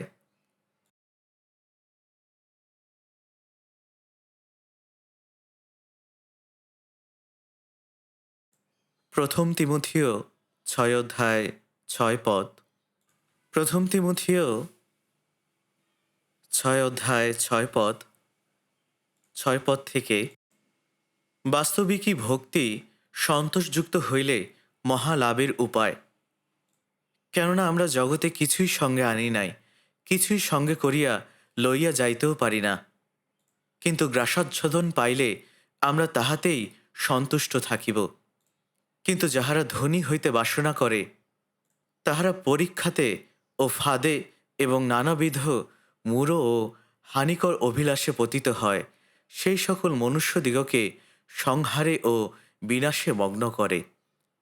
কেননা ধনাসক্তি সকল মন্দের একটা মূল, তাহাতে রত হওয়াতে কতক লোক বিশ্বাস হইতে বিপদগামী হইয়াছে এবং অনেক যাতনারূপ কণ্টকে আপনারা আপনাদিগকে বিদ্ধ করিয়াছে। এটা খুবই গুরুত্বপূর্ণ যে আপনি পরিশ্রমী জীবনযাপন করেন, কিন্তু শুধুমাত্র টাকা নিয়ে ভাবতে পারেন না যে আপনি কিভাবে সম্পদ সংগ্রহ করবেন, কিভাবে আরও টাকার মালিক হবেন। তাহলে শয়তান আপনাকে আরও বেশি প্রলোভনে ফেলবে এবং আপনাকে এটাই অনুপ্রেরণা দেবে যে আপনি যাতে আরও বেশি টাকা আয় করার চেষ্টা করেন। তাই অবশ্যই আপনাকে পরিশ্রমী হতে হবে, কিন্তু আপনার জীবনে টাকাকে প্রধান স্থানে, প্রধান অগ্রাধিকারে আপনি রাখতে পারেন না। আপনি শুধুমাত্র আপনার জীবনে সম্পদের আশা করতে পারেন না। মনে রাখবেন, ইস্করিতীয় জিহুদাও কিন্তু শুধুমাত্র সম্পদের আশা করেছিল। সে এই জগৎ থেকে কিছু একটা পেতে চেয়েছিল, কিন্তু সেটা ঈশ্বরের রাজ্যের জন্য নয়। আর এই কারণেই তিনি যীশুখ্রিস্টের পরিবর্তে টাকাকে বেছে নিয়েছিলেন। তিনি টাকার বিনিময়ে প্রভু যীশু খ্রিস্টকে বিক্রি করে দিয়েছিলেন। আর এই কারণে এখানে বলা হয়েছে, কেননা ধনাসক্তি সকল মন্দের একটা মূল। তাহাতে রত হওয়াতে কতক লোক বিশ্বাস হইতে বিপদগামী হইয়াছে এবং অনেক যাতনারূপ কণ্টকে আপনারা আপনজনকে বিদ্ধ করিয়াছে। 6 পদে বলা হয়েছে, বাস্তবিকই ভক্তি সন্তোষযুক্ত হইলে মহালাভের উপায়। তাই আপনাদের শুধুমাত্র ঈশ্বরের কাছ থেকে যা কিছু আসবে সেই দিকেই তাকিয়ে থাকতে হবে। কেননা আমরা জগতে কিছুই সঙ্গে আনি নাই, কিছুই সঙ্গে করিয়া লইয়া যাইতেও পারি না। তাই অন্ন এবং বস্ত্র পেলে তাতেই আমাদের সন্তুষ্ট থাকা উচিত। যদি আপনি অনেক বড় প্রাসাদে থাকেন অথবা কোনো ভাড়া বাড়িতে থাকেন, আপনি যখন ঘুমান তখন কিন্তু একই রকমই লাগে। যাদের অনেক টাকা আছে তারাও অন্য সাধারণ মানুষের মতো দিনে 3 বেলা খাবার খায়। সুতরাং যে তার এত সম্পদ জমা করেছে সে তার সব সম্পদ ভোগ করতে পারে না। তার হয়তোবা অনেক বাড়ি রয়েছে, কিন্তু তার মানে এই নয় যে সে সব কিছুই ব্যবহার করতে পারবে। তাই টাকা পয়সাকে আপনার জীবনের সবচেয়ে বেশি প্রাধান্য দিবেন না। আমরা এই জগতে শুধুমাত্র যাযাবরের মতো রয়েছি। খুব অল্প সময়ের জন্য এই পৃথিবীতে আমরা থাকব। তাই আমরা শুধুমাত্র টাকা জমানো এবং ধন সম্পদ সংগ্রহের দিকেই শুধু মনোযোগ দিতে পারি না। আমাদের আয় যদি অল্প হয়, তবে অনেক ধন সম্পদ থাকার চেয়ে খ্রিস্টীয় জীবনযাপন করা অনেক বেশি উত্তম। তাই টাকার মোহে থাকা, খারাপভাবে জীবনযাপন করা বা খারাপ খ্রিস্টীয় জীবন অথবা অনন্ত জীবন না পাওয়া, এগুলো সবই হলো অন্ধকারে থাকা। আর বাইবেল আমাদেরকে বলছে আমরা যেন আলোর পথে চলাফেরা করি। আমরা তখনই সদাপ্রভুর দীপ্তিতে চলাফেরা করতে পারব যখন আমরা সন্তুষ্ট থাকি। যদিও আমরা এই জগতে বাস করি, কিন্তু আমরা আসলে এই জগতের নই। আমরা এই জগতের কর্তৃত্বের অধীনে নই। আসুন আমরা যিশায়া 2 অধ্যায় যাই।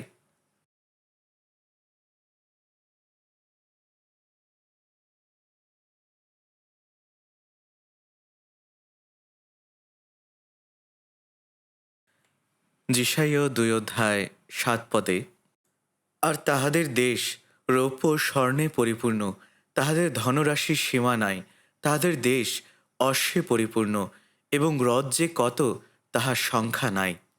তাই আমরা আমাদের জীবন কাটাই, আমরা লোভকে আমাদের উপর নিয়ন্ত্রণ করতে দিতে পারি না।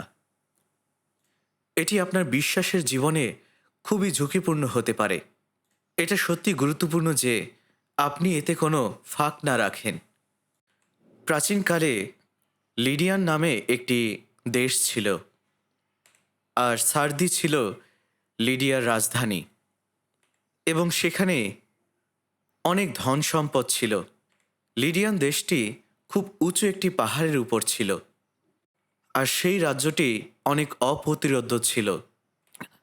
তাই মানুষ বিশ্বাস করত যে লিডিয়ান সাম্রাজ্য কখনো ধ্বংস হবে না, কারণ এর কিছু ভৌগোলিক বৈশিষ্ট্য ছিল। কিন্তু সেখানে একবার একজন সৈনিক, অর্থাৎ লিডিয়ান সৈনিক, তার শিরস্ত্রাণ হঠাৎ করেই পাহাড় থেকে নিচে গড়িয়ে পড়ে যায়। আর সেই সৈনিকটি যখন পাহাড় থেকে নিচে নেমে সেটি নিয়ে আসতে বের হয়ে যায়, তখন পার্সিয়ান লোকেরা তা দেখতে পেল। আর তখন পারস্য সাম্রাজ্য এটা বুঝতে পারল যে সেখানে একটা ফাঁক রয়েছে, যে ছোট ক্ষুদ্র পথ দিয়ে লিডিয়ান সাম্রাজ্যের মধ্যে প্রবেশ করা যায়।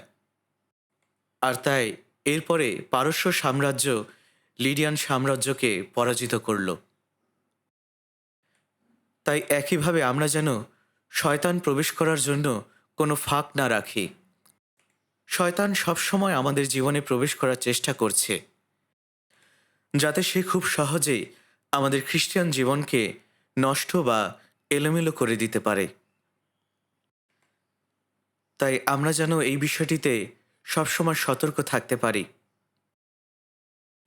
আপনি যদি জোকের কথা চিন্তা করেন, একটি জোকের মাথায় ২টি অ্যান্টেনার মতো থাকে।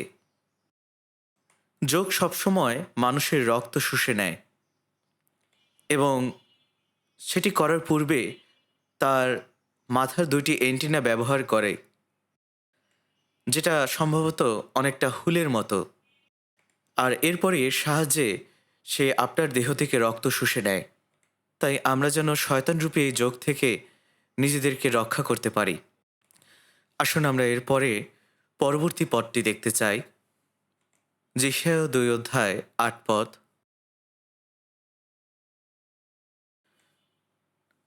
৮ পদে চলুন আমরা পড়ি। আর তাহাদের দেশ প্রতিমায় পরিপূর্ণ, তাহারা আপনাদের হস্তকৃত বস্তুর কাছে প্রণিপাত করে, তাহা তো তাহাদেরই অঙ্গুলি দ্বারা নির্মিত। আর সামান্য লোক অধমুখ হয়, মান্য লোক অবনত হয়, অতএব তুমি তাহাদিওকে ক্ষমা করিও না।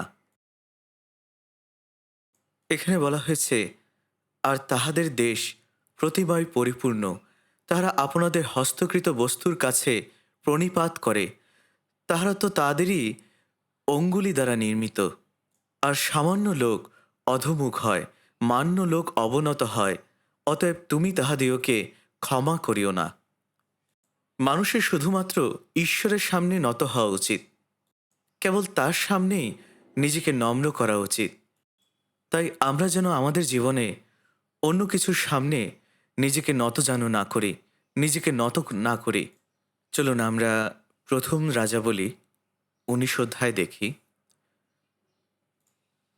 প্রথম রাজাবলী ১৯ অধ্যায় ১৮ পদ।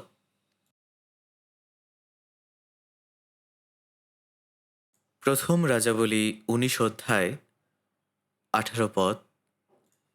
কিন্তু ইসরায়েলের মধ্যে আমি আপনার জন্য ৭,০০০ লোককে অবশিষ্ট রাখিব, সেই সকলের জানু বালের সম্মুখে পাতিত হয় নাই, ও সেই সকলের মুখ তাহাকে চুম্বন করে নাই। যদিও ইসরায়েল জাতি ঈশ্বরের মনোনীত জাতি, তবুও তারা বাল প্রতিমার সামনে নিজেদেরকে নতজানু করেছিল। এখানে এর বাক্যটি ঈশ্বর এলিয়াকে বলেছিলেন। ইতিমধ্যেই ইসরায়েল জাতি ঈশ্বরের বিরুদ্ধে চলে গিয়েছিল।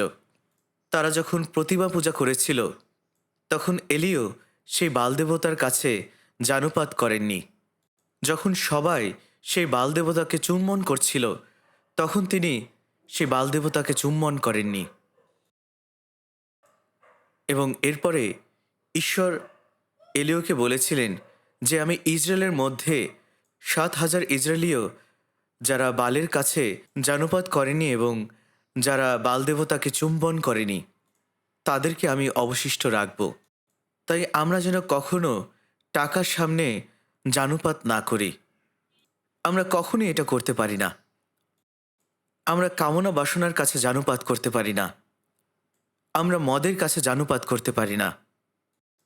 কোনো কিছুর কাছেই আমরা জানুপাত করতে পারি না। অবশ্যই আমাদের জীবন ধারণ করতে হবে, কিন্তু আমরা এমন কিছুর সামনে জানু পাততে পারি না যা ঈশ্বর বা যীশু খ্রিস্টের নয়, কারণ ঈশ্বর তা ঘৃণা করেন। আমরা আসলে কেন বেঁচে আছি? কি কারণে ঈশ্বর আমাদেরকে এখন পর্যন্ত বাঁচিয়ে রেখেছেন? আমাদের জীবনযাপনের মাধ্যমে আমাদের বিশ্বাসকে সঠিক করতে। আসুন আমরা গীত সংহিতা ২ অধ্যায় দেখি।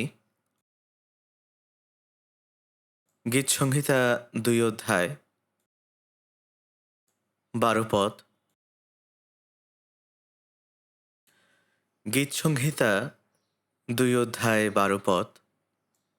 পুত্রকে চুম্বন করো, পাছে তিনি ক্রুদ্ধ হন ও তোমরা পথে বিনষ্ট হও, কারণ ক্ষণমাত্র তাহার ক্রোধ প্রজ্বলিত হইবে।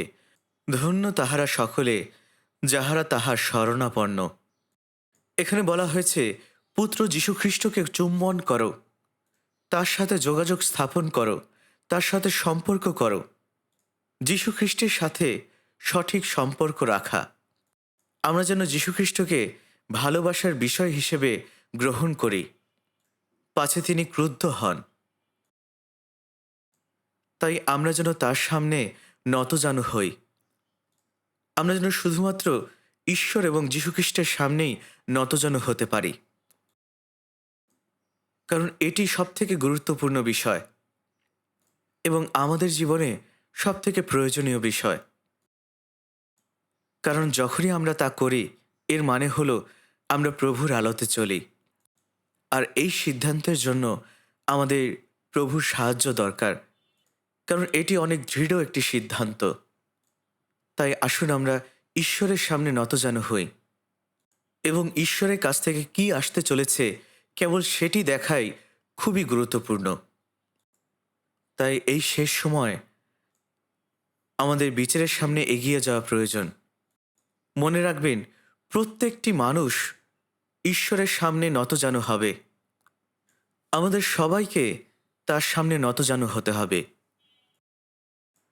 তাই এটা অনেক গুরুত্বপূর্ণ বিষয় যে আমরা যেন কখনো কোনো প্রতিমার সামনে নতজানু না হই, কারণ এর অর্থ হলো জ্যোতিতে চলা, অন্ধকারে নয়। এবং আমরা যেন জাগতিক প্রথা দিয়ে বা জাগতিক আচার ব্যবহার দিয়ে আমাদের জীবনকে আপোস করতে না পারি। এটা আসলে অনেক গুরুত্বপূর্ণ বিষয়। যখন অনেক লোক একই কাজ করছে, আমরা যেন তাদেরকে অনুসরণ না করি।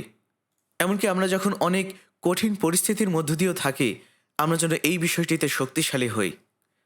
লোকে যাই বলুক না কেন, তাতে আমরা যেন কখনো গুরুত্ব না দেই। আমরা কেবল ঈশ্বরের পথ অনুসন্ধান করি এবং জ্যোতিতে যেন চলি, যেন আমরা কোনো কিছুর সামনে নত হতে না পারি। শুধুমাত্র ঈশ্বরের সামনে যেন আমরা নতজানু হই, এটাই যেন আমাদের লক্ষ্য থাকে। মার্টিন লুথার যখন সংস্কার করছিলেন, তখন রোমান পোপতন্ত্র সেই সংস্কারের ব্যাপারে খুব সমালোচনা করেছিল। কিন্তু এরপরও মার্টিন লুথার তা সম্ভব করতে পেরেছিলেন। তিনি এই কারণে করেছিলেন যাতে বিশাল সংখ্যক জনগোষ্ঠী খ্রিস্ট ধর্ম অনুসরণ করতে পারে। এখানে ক্যাথলিক চার্চ ছাড়া অন্যান্য মণ্ডলীর কথা বলা হয়েছে, যেগুলো সংস্কার করা হয়েছিল। আপনারা জানেন, পরমগীত 4 অধ্যায় 7 পদে বলা হয়েছে, ওই মম প্রিয়ে, তুমি সর্বাঙ্গ সুন্দরী, তোমাতে কোনো দোষ নাই। এখানে নারী হল একজন অংশীদারের মতো। এখানে এই শব্দগুলো অত্যন্ত শক্তিশালী এবং সঠিকভাবেই স্থাপিত হয়েছে। এরপরে যদি আমরা 4 অধ্যায় 4 পদ দেখি, সেখানে বলা হয়েছে, তোমার গলদেশ দাউদের সেই দুর্গের সদৃশ, যা অস্ত্রাগারের নিমিত্ত নির্মিত, যাহার মধ্যে 1,000 বর্ম টাঙানো রহিয়াছে, সে সমস্তই বীরগণের ঢাল। এখানে বলা হয়েছে, তোমার গলা দাউদের সেই দুর্গের মতো, যেখানে ঝুলানো রয়েছে 1,000 ঢাল, আর তার সবগুলোই যোদ্ধাদের। তাই মণ্ডলীতে আমাদের প্রত্যেকের গলা যেন সোজা থাকে, সুসমাচার প্রচার করতে এবং আমাদের মণ্ডলীতে শক্তিশালী হতে আমাদের ঘাড় সোজা হতে হবে। যদি আপনার ঘাড় সোজা থাকে, তাহলে তা মিথ্যের কাছে নত হয় না, তাহলে তা অন্ধকারের কাছে নত হয় না। হিতোপদেশ 30 অধ্যায়ে বলা হয়েছে, যে পুনঃ পুনঃ অনুযুক্ত হইয়াও ঘাড় শক্ত করে রাখে, সে হঠাৎ ভাঙিয়া পড়িবে, তাহার প্রতিকার হইবে না। এটি একটি ভালো বৈশিষ্ট্য যদি আমরা জাগতিক বিষয়ের উপরে নতি স্বীকার না করি এবং আমরা যেন আমাদের অবস্থানে অটল থাকি। তাই এটি আমাদের জন্য অত্যন্ত গুরুত্বপূর্ণ যে ঈশ্বরের কাজে সবসময় অটল থাকা। আমরা যেন অন্য কিছুর প্রতি নতি স্বীকার না করি, আমরা যেন ঈশ্বরের কাজে অবিচল থাকতে পারি। এটা খুবই গুরুত্বপূর্ণ একটি বিষয়। রুথও তার শাশুড়ি নয়মিকে অনুসরণ করেছিল। সে অনেক অবিচল ছিল, আর তাই শেষ পর্যন্ত ঈশ্বরের সেই আশীর্বাদ পেয়েছিল। আমরা যদি দেখি ইতিহাসের সুসমাচার প্রচারের ক্ষেত্রেও এটি হলো জীবন চলার পথ। ইতিহাসের সুসমাচার প্রচারে অনেক শহীদ হওয়ার ঘটনা রয়েছে। যারা প্রভুর জন্য মৃত্যুবরণ করেছিল তাদের কারণ হলো একটি, তারা সবসময় ঈশ্বরের পথ বেছে নিয়েছিল। তারা কখনো অন্য কিছুর কাছে মাথা নত করেননি। চলুন আমরা গীতসংহিতা ৭২ অধ্যায় যাই। গীতসংহিতা ৭২ অধ্যায় ১৪ পদ। তিনি চাতুরী ও দৌরাত্ম্য হইতে তাহাদের প্রাণ মুক্ত করিবেন, তাহার দৃষ্টিতে তাহাদের রক্ত বহুমূল্য হইবে। আর তাহারা জীবিত থাকিবে ও তাহাকে শিবার সুবর্ণ দান করা যাইবে। লোকে তাহার নিমিত্ত নিরন্তর প্রার্থনা করিবে, সমস্ত দিন তাহার ধন্যবাদ করিবে। এখানে তাহার দৃষ্টিতে তাহাদের রক্তের অর্থ হল, এখানে যীশুখ্রিস্টের কথা বলা হয়েছে। প্রভু যীশুখ্রিস্ট আমাদের জন্য পরিত্রাণ সম্পন্ন করেছেন, এবং এই কারণে সমস্ত জগতে সুসমাচার প্রচার হচ্ছে। অনেক অনেক মানুষ রক্ত ঝরিয়েছে এই সুসমাচার প্রচার করার জন্য। যে রক্ত ঝরানো হয়েছে তা ঈশ্বরের সামনে খুবই বহুমূল্য। প্রেরিত পিতরকে উল্টোভাবে ঝুলিয়ে ক্রুশে দেওয়া হয়েছিল, এবং অনেক অনেক শিষ্য ও প্রেরিতদেরকে হত্যা করা হয়েছিল। তারা খ্রিস্টের জন্য শহীদ হয়েছিলেন, এবং প্রেরিতদের মধ্যে, শিষ্যদের মধ্যে সিমনকে করাত দিয়ে চিরে হত্যা করা হয়েছিল, এবং সেই সাথে যিশায়কেও করাত দিয়ে চিরে হত্যা করা হয়েছিল। এভাবে প্রত্যেককেই তারা ঈশ্বরের জন্য, খ্রিস্টের জন্য মর্মান্তিকভাবে শহীদ হয়েছিলেন। তারা কেউ কখনো প্রতিমার সামনে নত হননি, বরং তারা সবসময় ঈশ্বরের পথ অনুসরণ করেছিলেন। চলুন আমরা আবার যিশায় ২ অধ্যায় ফিরে যাই। যিশায় ২ অধ্যায় ১০ পদ। তোমরা শৈলে ঢুকিয়া যাও ও ধূলিতে লুকাও, সদাপ্রভুর ভয়ানকত্ব প্রযুক্ত ও তাহার মহিমার আদরণীয়তা প্রযুক্ত।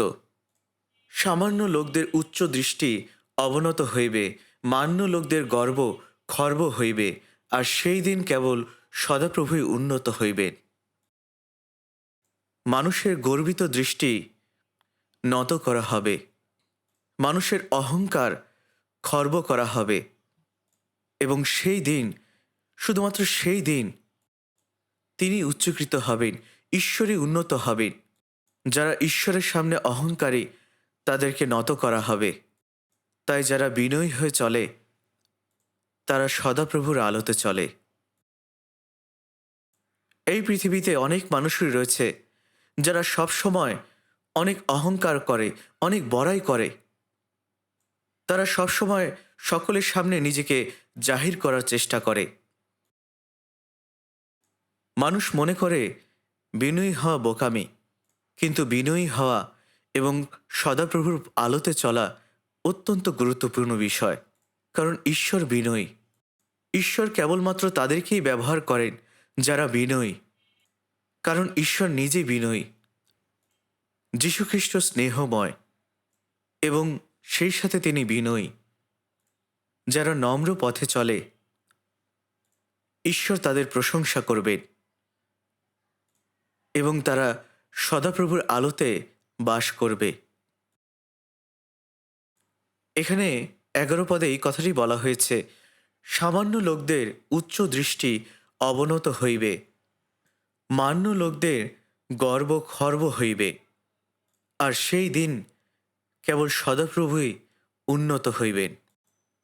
আব্রাহাম বলেছিলেন, আমি ধূলার ন্যায়, এবং প্রেরিত পৌল এই কথা বলেছিলেন, আমি সমস্ত শিষ্য প্রেরিতদের মধ্যে ক্ষুদ্র থেকে ক্ষুদ্রতম।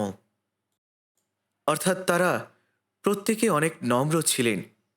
প্রেরিত পৌল নম্র ছিলেন, যার ফলে প্রেরিতকুলের পক্ষে ঈশ্বরের কাছ থেকে মহৎ অনুগ্রহ লাভ করা সম্ভব হয়েছিল।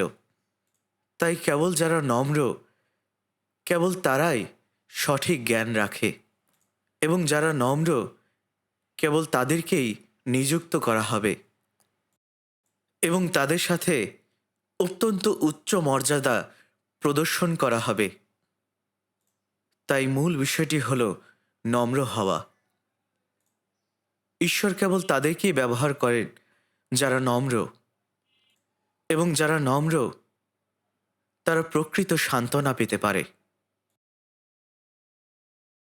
আর অহংকারী লোকেরা অনেক ঈর্ষা করে যারা উন্নতি করে তাদের প্রতি। তাই দয়া করে নম্র হন, তাহলে শান্তি পাবেন। আপনি সর্বদা তাদের প্রশংসা করেন যারা উন্নতি করে। এই কারণে এটা অনেক গুরুত্বপূর্ণ বিষয় যেন আপনি নম্রভাবে চলেন, কারণ ঈশ্বরের পথ হল নম্রতার পথ। সদাপ্রভুর আলোর পথ হল নম্র পথ। তাই আপনি যদি নম্র হন তবে ঈশ্বর আপনাকে ক্ষমা করবেন। যখন আমরা ঈশ্বরের সামনে নতজানু হই, আমরা যখন আমাদের নম্রতা প্রকাশ করি, তখন তিনি আমাদেরকে গ্রহণ করেন এবং তিনি আমাদেরকে উন্নত করেন। তাই নম্রতা ও বাধ্যতা আমাদের জীবনে অত্যন্ত গুরুত্বপূর্ণ বিষয়, যেন আমরা সেই জ্যোতির প্রভুর আলোর পথে চলতে পারি। আমরা যেন তার উপরেই সবসময় নির্ভর করে চলতে পারি, তার প্রতি যেন আমাদের দৃষ্টি থাকে। আপনি মানুষের উপরে নির্ভর করতে পারেন না, আপনি কখনো ঘোড়ার উপরে নির্ভর করতে পারেন না, রথ কিংবা সোনার উপরও পারেন না, রূপোর উপরও নয়। কেবল শুধুমাত্র ঈশ্বরের উপরে নির্ভর করুন। এভাবেই আপনি প্রভুর পথে চলতে পারেন। দয়া করে আমরা যেন আলোর পথে চলি। আসুন আমরা আবার যেসব 2 অধ্যায় 5 পদে দেখি। যাকবের কুল, চলো আমরা সদাপ্রভুর দীপ্তিতে গমন করি। তাই আসুন আমরা প্রভুর আলোতে চলি। এটি হলো আমাদের জন্য সুপারিশ। আমাদের জন্য সুপারিশ এটি যেন আমরা প্রভুর পথে চলি, কারণ আমাদের সুসমাচার প্রচার করা প্রয়োজন। আমাদেরকে আরও সাহসের সাথে সুসমাচার প্রচার করতে হবে। পরিবারের সদস্যদের কাছে, বন্ধু বান্ধবদের কাছে, প্রতিবেশীর কাছে, আশেপাশের সবার কাছে, যাতে তারা সবাই প্রভুর আলোর পথে অংশগ্রহণ করতে পারে। জীবনের উৎস কেবল ঈশ্বরের কাছ থেকেই আসে এবং আমরা ঈশ্বরের সত্য আলো দেখতে পাব। কেবলমাত্র আলোর মাধ্যমেই আমরা ঈশ্বরকে দেখতে পারি এবং এরপরে আমরা ঈশ্বরের রাজ্যের অধিকারী হব। তাই আমরা আজকে এটাই শিখেছি যে আমরা কিভাবে প্রভুর আলোর পথে চলতে পারি, কারণ এটি আমাদের খ্রিস্টিয়ান জীবনে অত্যন্ত গুরুত্বপূর্ণ বিষয়। আমাদের পাপের সমাধান হওয়ার পরে আমরা সেই আলোতে আসি, এবং একবার আলোতে আসার পরে আপনাকে প্রভুর আলোর পথে চলতে হবে, কারণ প্রভুই হলেন জ্যোতি। সেই জ্যোতিতেই আপনাকে পথ চলতে হবে। যদি আপনি 6 পদে দেখেন, সেখানে আপনি সব কিছুর বিপরীত করতে পারেন। সেই বিপরীত বিষয়গুলি সেখানে বলা হয়েছে, কিন্তু সেটা তো জীবনের চলা নয়। সেই বিষয় থেকে আমরা এই শিক্ষা পাই যেন আমরা জগতের বিষয়ে পরিপূর্ণ না হই, আমরা যেন জগতের রীতিনীতিতে পরিপূর্ণ না হই, আমরা যেন স্বর্ণ এবং রৌপ্যতে পরিপূর্ণ না হই, এবং ব্যক্তিগত ধন ভাণ্ডারে ও ঐশ্বর্যে পরিপূর্ণ না হই। আমরা যেন শুধুমাত্র ঈশ্বরের জন্যই বাঁচতে পারি এবং স্বর্গের বিষয়ের জন্য সঞ্চয় করতে পারি। আর এর অর্থই হলো জ্যোতিতে চলা। আসুন আমরা যেন ঈশ্বরকে আরও অনেক বেশি ভালোবাসি এবং তার সম্মুখে জানুপাতি। আমরা যেন তার বাক্য সকল পালন করি। আমরা যেন এই জগতের প্রতিমার প্রতি আজ্ঞাবহ না হই। তাই আমাদেরকে অবশ্যই প্রভুর আলোর পথে চলতে হবে এবং আমাদের উচিত এই পথে সকলকে অংশ নিতে উৎসাহিত করা। আর এই কারণে আমাদের একসঙ্গে একত্রে সাহসের সাথে চলতে হবে, যেন আমরা প্রত্যেকে ঈশ্বরের রাজ্যে থাকতে পারি। আসুন আমরা প্রার্থনা করি। ধন্যবাদ প্রভু, তুমি আমাদের অনন্ত অগ্নি থেকে রক্ষা করেছিলে। আমাদের আজকের বাক্য থেকে আমরা এই শিক্ষা পেয়েছি যেন আমরা তোমার আলোতে চলতে পারি। আমরা সত্যিই এটি উপলব্ধি করতে চাই এবং এটি আমাদের হৃদয়ের মধ্যে গেঁথে রাখতে চাই। আমরা তোমার জ্যোতিতে চলে অনেক ফলবান হতে চাই। আমরা আমাদের আশেপাশের মানুষের কাছে আরও সাহসের সাথে সুসমাচার প্রচার করতে চাই এবং আমরা এখন তোমার সামনে আছি। পিতা, আমাদেরকে সাহায্য করো যেন আগামী দিনগুলোতে আমরা আরও সুসমাচারের জন্য এগিয়ে যেতে পারি। আমরা চাই আমাদের জীবন যেন ধার্মিক হয় এবং এই মহৎ সুসমাচারের কাজটি আমরা যেন সম্পন্ন করতে পারি। এই সমস্ত প্রার্থনা প্রভু যীশু খ্রিস্টের নামে চাই। আমিন।